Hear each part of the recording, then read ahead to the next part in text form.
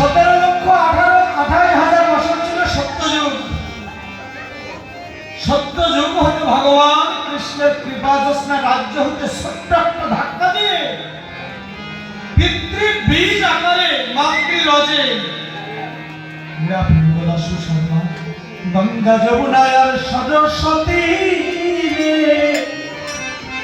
এই তিনটি নদীর স্রোত ধারায় ভগবান ধাক্কা দিয়ে ঠেলে দিলেন দেবী ধামে।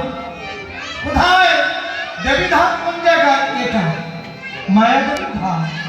সংসার সংসার সংসার। আমরা মায়াদেবীর ধামে এসেছি। God gifted. কটি জন্ম করিলাম শ্রবণ কীর্তন তথাপিও না মেলে ভেসে ভেসে ভেসে। মানব জন্মটা যদি পেলাম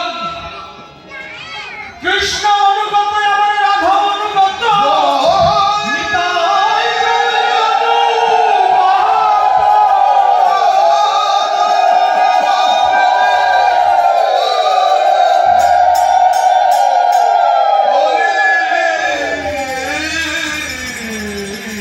রাধা অনুগত হতে হবে, কৃষ্ণ অনুগত হতে হবে।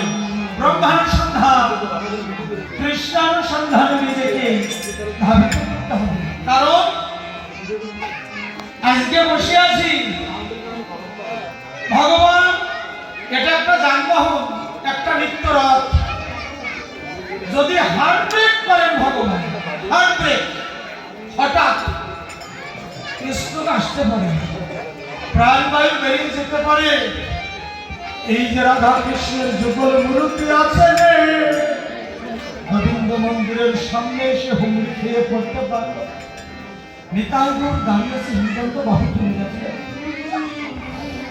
বন্ধু, আজকে কেন আসবেন কলিকালে? কেন নাম সংকীর্তন হচ্ছে? আজকে একটা মহাতিথি, পুণ্যতিথি লেগে গেছে, শুরু হয়ে গেছে পূর্ণিমা তিথি।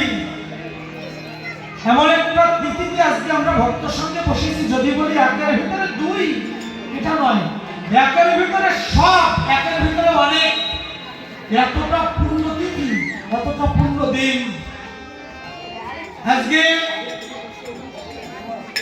যিনি আমার বড় ধরের প্রাণ, খুব খেয়াল করে শুনবেন, যিনি নরহরির চিত্তচূড়া হরিদাসের কৃপা আর জগন্নাথের মাধবের উদ্ধারকারী,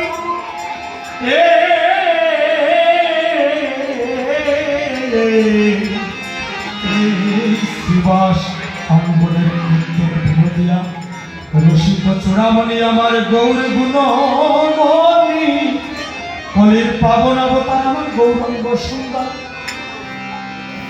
যিনি আজকে এই তিথিতে যদি না আসতেন ধুলার ধরণীতে, আমরা হয়তো নাম সংকীর্তন পেতাম না।